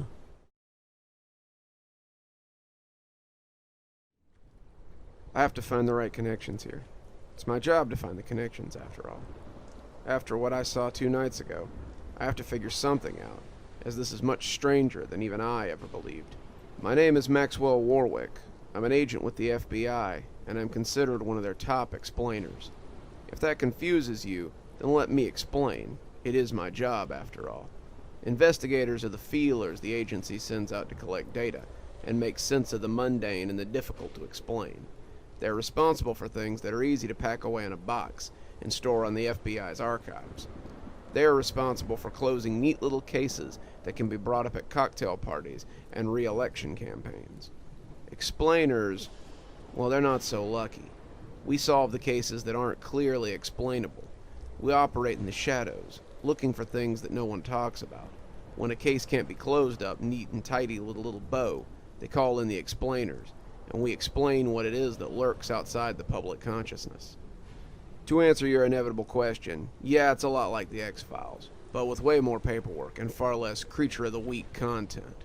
The truth is that people are generally scary enough all on their own. They don't need ghosts or pyrokinesis to explain most cases. If aliens exist, I've never had to debunk them, and they've managed to stay off my radar. Mostly what I do is investigate government entities that seem to think they can make up outlandish claims to deflect FBI scrutiny. Money missing? Oh, it must have been embezzled by a Russian hacker that just so happens to have the same IP address as your IT guy. Documents missing? Must be Chinese assets. It can't be the file clerk with a case of kleptomania. Missing child who's up and vanished under mysterious circumstances near a lake but can't be found? Usually it's not a dinosaur or a large animal. Usually it's the local pervert. So yeah, it's just like the X-Files. If the X-Files were boring. At least, it was until about 3 weeks ago. My boss called me up to his office with a special case. These cases are rare. I've had about 3 in my whole 10-year career, and they usually aren't nipped up so easily. Administrator Hires scowled at me from over his desk as he handed me the envelope. I was surprised to see my name already on it. I had been a much younger agent who had been investigating an accident about 3 years ago involving a gas leak at a comedy club. This was during a time when a lot of these weird circumstances were turning out to be mob hits or special interest groups taking out targets and neutralizing assets. These guys didn't care if they killed civilians while they tied up their loose ends. As long as the target was neutralized, it didn't matter one bit to them. Are we reopening the laughing murders, boss? Hires nodded. I don't suppose you caught last night's Guy David tonight, did you? I shook my head. I don't watch a lot of TV, boss. Seems his whole audience, Guy included, was killed in a gas leak. He used air quotes for the last word. He handed me another file and I cracked it open, reading over the transcripts and shaking my head. Anyone take credit for it? No, and that's odd for these guys. No one ever took credit for the comedy club either. the Canadian TV set in the 90s, or the gymnasium at Walters High School in 2010. Groups that do this sort of thing are usually more than happy to brag about it afterwards. I want you to explain this to the board, figure out who's behind this, and make it stop. I furrowed my brow. Do we believe that all of these are connected somehow? Hires blew out a long, suffering breath, and I saw him look longingly at the ashtray on his desk. One of his daughters had written 10 years clean in it, but you could tell that these were the days when he really wanted a cigarette. When I had started, he had smoked like a chimney, but he gave it up after his first and only heart attack about 8 months into my career. Someone on the board must have leaned on him hard as he was thinking about sliding off the wagon again. I hope so, Max. If not, we're totally fucked on this one.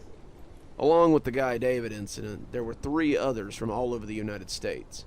A musician who'd written his own suicide note and published it on YouTube.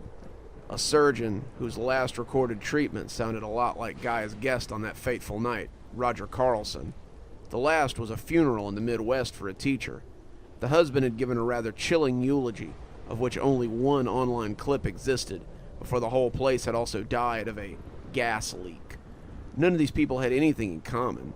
To my knowledge, they had never even met, but they had all died tragically in what was being called a gas leak. The coroner's report in all 6 cases read like a carbon copy. I almost thought it was the same guy until I realized that he would have to be in his 60s, as well as working in 4 states and Canada. 4 had been found with the laughing rictus on their faces as well. The eulogy giver, a man with the unfortunate name of Frank Flazzi, had been found behind the pulpit with an ear-to-ear grin. He had asphyxiated, laughed himself to death as his lungs cried out for air, and the others in the church had done about the same. Ditto the surgeon, found against the washroom wall with the only smile his friends said he'd ever worn, and ditto Frank Carlson when they'd found him in that closet. The comedy club and the guy from the Canadian studio were a little harder to explain. The Canadian studio, Escar Productions, had a body count in the double digits, but both Mark Ayers and Kenneth Merst had survived.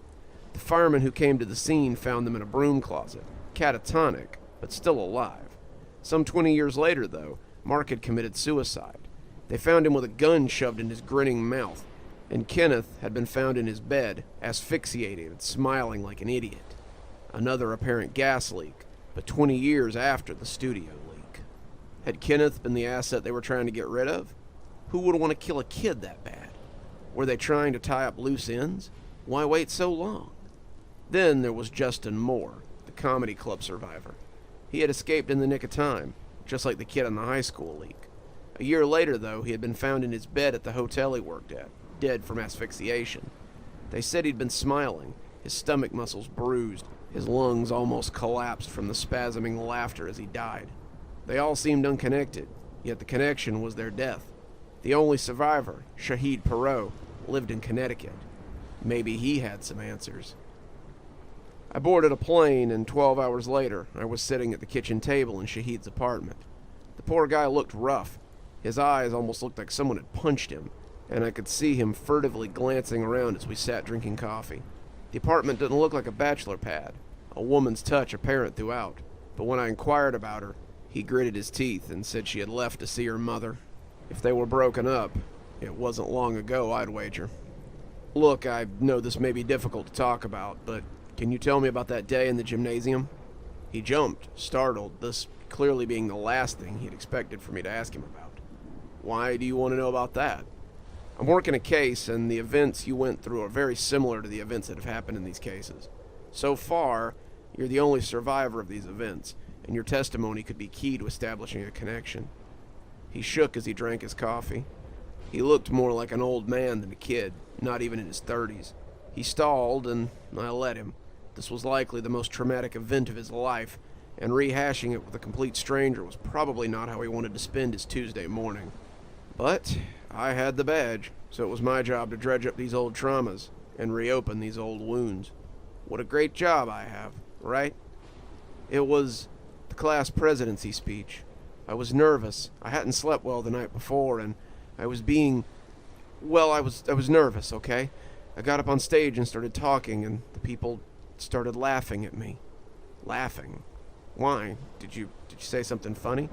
No, he shot back and looked at the corner before tracking back to me. I wasn't a popular guy in high school, and, well, people laughed at me sometimes. I started getting nervous, and then I saw that everyone was laughing. Their faces were stretching into smiles, and their skin was turning black, and I just ran. I ran and I ran until I got home. I didn't even know about the gas leak until later that day. I collapsed on my front porch, and my mom took me to the hospital. I was the only survivor of the incident, to my knowledge. Most of the senior class was wiped out, and I think I was one of 5 that graduated that year. His description of the smiling faces had made me think about the victims and how they had died. All of them had died smiling, died laughing, and that couldn't be a coincidence. This kid had dodged a real bullet, that was clear. But what was the connection between all of this? They all had died laughing, died in different states and different times, but they had all died in the same way. This was no coincidence. I thanked him and rose to leave, but he stopped me and went to get something from his bedroom. He came back with, of all things, a graduation announcement. It declared the reunion for the class of 2010 would be held at 7 p.m. that night for all the graduates. The picture looked like it had been taken in the gym, but the floor was black, and the message at the bottom almost sounded sinister, given the events that had happened there. The picture looked a lot like the file picture I had of the gym floor after the incident. Bodies lying around, grinning at the ceiling. "See you soon," was printed at the bottom. Given what the picture was missing, it made my skin crawl for some reason, and I couldn't quite put my finger on why. "When did you receive this?" I asked, flipping it over and checking the address. "About 2 weeks ago. Can you see them?" He almost whispered the last bit, as though he was ashamed and terrified of my answer. "See what?" I asked, flicking it back over. "See the... Never mind," he said suddenly. He made excuses then, saying that he had to get ready for work, and made it pretty clear that he was done entertaining me. He showed me out, and I gave him my card in case he thought of something else. The door slammed shut behind me, and I wondered if I'd ever talk to that kid again. It was a weird thought to have, apropos of nothing, but it followed me down the hallway and out to my car. I started driving back to the airport, but turned into a hotel instead. I didn't feel like I was done with this case just yet. I took a room as I started reading through the case files. Shahid had wanted to tell me something important, but he'd been afraid. Afraid of what? Afraid I'd mock him? Or afraid that I would believe him and something would come after him? I went back to the statement of the 2 boys from the Canadian studio. The youngest, Mark, had mostly been silent throughout the interview. The other one, though, he'd been very vocal about the strangeness, the dark creatures that had come in and caused the whole incident. He had denied any sort of a gas leak, saying that these dark creatures were the cause of all of this. Then, 20 years later, he'd been taken off the board. I then looked at the comedian's profile, but he had never actually spoken to the police or anyone. In truth, they believed that he had died in the club until they found him dead later. Could he have come across these creatures as well?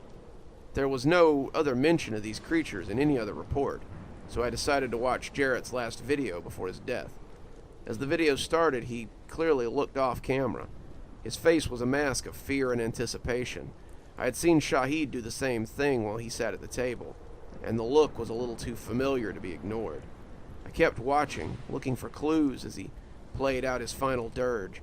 The song was long and halting, his heart sliding over the strings as he belted out his final words, and in retrospect, it should have been obvious what he intended. As I watched, I saw something pass behind him, just for a split second, and I rewound so I could try and pinpoint it. Going frame by frame, I finally caught it, and it chilled me to the bone. This was what Shahid had been trying to tell me about. Its body was like living midnight, its skin a constant moving mass of darkness, and its teeth seemed too big even to stretch those non-existent lips. Its skin seemed to move even with the video paused, and despite it having no eyes, I felt it watching me. This was what Jarrett had killed himself to get away from. This was what Shahid had been searching for in the corners of his house.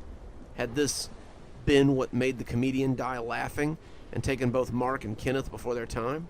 What even was this thing, and why did it stalk the corners of their lives? As I studied it, it suddenly swung its face to look at me. Its teeth gleamed wetly within the video, and I recoiled as it leaned in to study me. Its eyeless face looked into my soul, and I knew that even from the confines of this video, it could hurt me. It stepped a little closer, unaffected by the frozen world that it found itself in, coming towards me before I slammed the laptop shut and pushed it off the bed. It fell to the floor of the hotel room, the carpet stopping it from breaking, and when I opened it a few minutes later, the image was gone. I called Shahid and headed for my car as I tried to control my erratic breathing. The phone went to voicemail. I called him 3 more times, but it went straight to voicemail every time. The greeting was from a much happier time and a much happier man, his voice full of bounce and cheer, as he told me that he wasn't in right now, but if I left a message, he would call me back. I closed the phone, doubting that he would, even if I saw fit to leave him a message. I knew where he was. Hadn't he showed me the invitation? Hadn't he as good as told me where he would be tonight? The high school was dark when I pulled up in front of the drop-off area. The school had been closed for the night, but I found the gym doors unlocked. Someone had put up a morbid black banner over the top of it that read, "Welcome Class of 2010. Across the door was another banner, broken in half now as though the recipient had found it when he opened the door. It too was black, and it looked dumb and generic somehow, like it had come from a standard printer in any office and someone had simply taped it up last minute. The broken banner across the door read, "Welcome back, Shahid." I went inside, gun drawn, but I needn't have bothered. He was alone in the gymnasium, the lights from the window creating an island for him to stand in. He hadn't noticed me, his mind off God knew where, as he stood there on the platform, the same one from that faithful day. The bleachers were pulled out, seemingly empty, but as he turned to look, I could see something oozing around in them. They didn't seem to bother him. As I watched, he smiled, stretched his arms out as though inviting an old friend in for a hug. When I called out, he turned for the briefest of moments. Then the darkness swooped in and took him. It hit him like a flood, inky bodies falling on him in a tidal wave of midnight, and he was lost beneath them. He didn't struggle. He didn't even move. He just accepted it and let them fall over him as they moved him from the island of light into the miasma of blackness in the gym. I heard my gun bark, unaware that I had pulled the trigger, but it acted as a beacon to the swarming inky hell. They turned towards me, uniform and as precise as a military color guard. They flowed at me like a raging river. I was panicking, lobbing shots at them, but I might as well have saved my bullets. The tide rose, nearly touching the ceiling, and fell on me like a clenched fist. I swirled inside them, feeling the urge to laugh, but trying to put it aside. If I laughed, they would have me, and I did not want to be had. I was blind, deaf, my mouth made dumb by the dark rush, and I suddenly was swirling before an all-too-familiar face. The masses looked mostly the same, sleek black heads and grinning faces, but I felt sure that this was the one I had seen in the video. Was this the alpha creature? Was this their leader? Did they have concepts like that? He cocked his eyeless head and seemed to contemplate me. For something without eyes, I felt judged like I never had before. He wasn't judging whether I was tasty. He was judging whether I was dangerous, whether I was worthy. He was judging my merits, my worthiness. This was no brainless creature.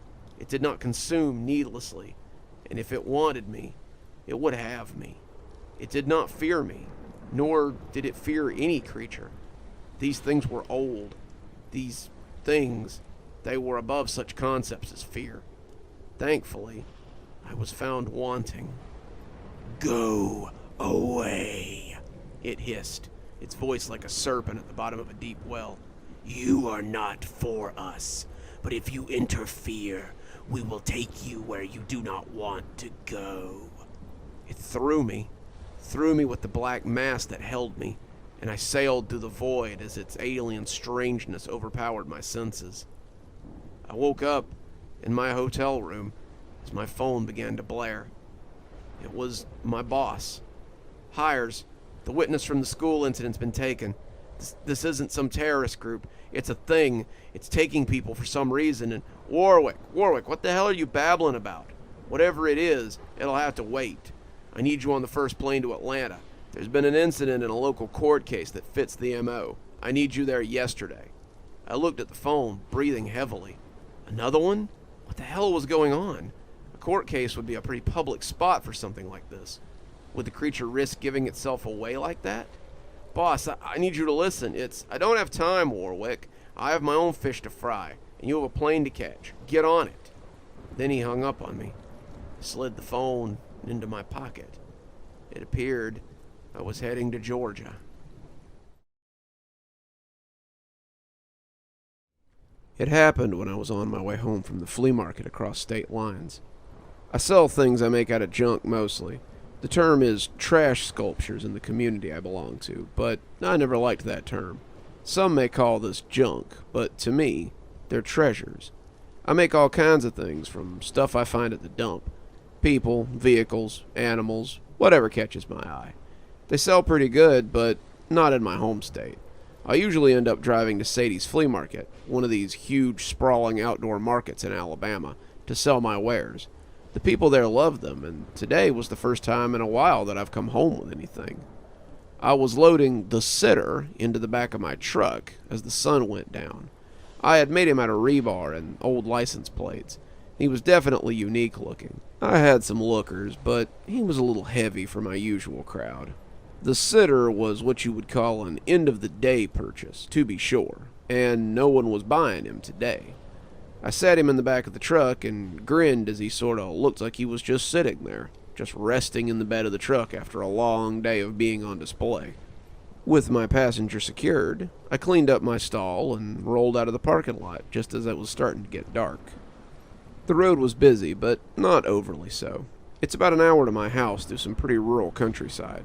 I never minded. It's a pretty soothing view as you roll along towards the Florida-Alabama line. Most of the route is roadside stands, abandoned buildings, gas stations, and the ever-popular fireworks stand. It's hard to explain, but it always seems so desolate out here. A single pole light shining beside the shell of an abandoned house, an old store that's slowly being retaken by the woods, a rotting cooler that someone had left by the roadside, its mouth wide open and its inside scummy. These were little things that reminded me that humanity had once had hope for these places that are out of the way, and it made me wish I had the skill to use a camera properly. Some artistic type would probably have paid a mint for pictures of some of these things. As I drove, I saw other people getting ready to leave. The sun was setting, and it washed them out in a way that's hard to explain. It's strange, but the setting sun always seems to gray these people a little, making them look like actors in an early 90s show. The sunset seems to bleed all the color out of them, and it's kind of nostalgic for me. It always seemed comfortable. At least, it did until today. As I drove for the state line, the sun turned the trees into a fiery corona, a forest fire that burned on and on until it was snuffed out with the eventual setting of the sun. It started rather subtly. I had chalked it up to the sun, having gone down when I first noticed it. But as I drove past a familiar barn, I had to double-take. The barn was old, older than me probably, but it looked like something drawn in a sketchbook. It's hard to put into words, but it just looked flat and unfinished. As I watched, the light on the barn threw only a small circle of illumination, and the yard itself looked grainy and unreal. I watched as a cat scampered across the yard, and he looked like he might be made out of graphite, like graphite lines that had learned to walk and move all on their own. I rubbed at my eyes as I rolled along, pretty sure I was just getting tired. I had been making sculptures and putting together today's pieces all week, and I was probably just starting to feel the strain. A little sleep was all I needed, and once I got home, I could start burning my candle at both ends again tomorrow. The sitter would sit in my truck till I woke up tomorrow morning, and I'd have added another piece or two by next Saturday. I didn't think much of it as I rolled along, until I saw the houses. The farther I drove, the harder it was to just ignore the strange changes in the landscape. I drove past a trailer park, and I could see all the gray lead outlines as the windows glowed. The insides looked like they were lit by bug zappers, that harsh fluorescent light making them seem to crackle. The spotlights made the concrete look porous, almost holy. and the dog resting out in front looked like if he were to bark, it would come out as a word bubble. It was all so very unreal, and I had to look down at my own hands in order to discover whether I too looked like a pencil sketch. I was pleased to find my normal level of realness, and just kept driving as I tried to get past whatever I had driven into. It didn't get bad until I came to the stoplight, though. There was only one stoplight before you got to the state line. It's probably there to allow people leaving the gas station or the liquor store to get back on the highway so they don't get creamed. The gas station had only a single light over the pump, but the inside looked welcoming. It reminded me of that painting, the one of the dead celebrities in the diner, and I was half tempted to turn in when something whooshed up to my left, and I turned to see a fire going on the side of the liquor store. It wasn't much more than a one-room building that sold beer and wine. I had driven past that pink stucco building 1,000 times, but it had an evil look to it tonight. It didn't glow like the trailers or the gas station did, and its face was dark and brooding as the glass reflected the fire on the side of it. At that moment, it seemed the antithesis of the gas station, and sitting across the street from each other, they almost seemed adversarial. The cars in the parking lot were the old rusty sort, pickups and dark-colored Cadillacs and long cigar-shaped constructions. They seemed to hunch around the lot like gargoyles, but as the fire began to build, I noticed the strange people that were feeding it. The store had a cage beside it, something the employees filled with cardboard boxes and trash and then burned when it got full. As I watched, the human-shaped creatures that seemed to be made of squiggly darkness were throwing boxes onto the fire and watching as they burned. The people weren't even approximations of people. They looked like a child's idea of human shapes, the bodies bulbous and the heads lumpy. Their arms were muscled, and their legs disproportionately squat. They looked like orcs in the Lord of the Rings books, and just looking at them made me a little uneasy. They were supposed to be humans, but I had never seen anything less human in my life. They looked like natives in an old jungle picture, dancing around a flaming idol, and as I watched, I saw one of them take notice of me. I glanced back at the light, but it was hard to tell what color it was. All three were shades of gray, and as they flipped through, I couldn't tell what I was supposed to do. Something moved in front of that grainy flame then, drawing my attention back to the liquor store. The four of them froze as they saw that I had noticed them, their red eyes glaring as they prepared to run at my truck. Red or green, I no longer cared. I put my foot on the gas and blew through the intersection, rolling up the road as the four lumpy homunculuses watched me go. My tires squealed as they flew up the blacktop. The trees and the buildings we passed had begun to pulsate a little, their lead edges crackling like lightning. The whole thing looked like a Tex Avery cartoon, something from a sketchbook nightmare skit from an old show, and the longer I watched the sky, the less I cared about the road. My eyes were glued to that fuzzy space, the graphite lining sending phosphorescent clarity through the steely gray sky. Something was rising up amongst the clouds, a silver orb of a moon that suddenly and unexpectedly filled me with fear. Then it rolled in the sky, and I was suddenly looking at the eye of some great beast. It swam in that inky space, this perfect orb, and when it found me, I began to shake. The eye looked straight at me, fixing me with its gaze, not blinking as it regarded me, and that regard bore into me. I found myself unable to look away. When the harsh lights and the equally harsh horn invaded my space, I continued to be aware of nothing but that huge blinking moon. Then, suddenly, everything went black, and I was left floating in the inky blackness until the beeping brought me back to the waking world.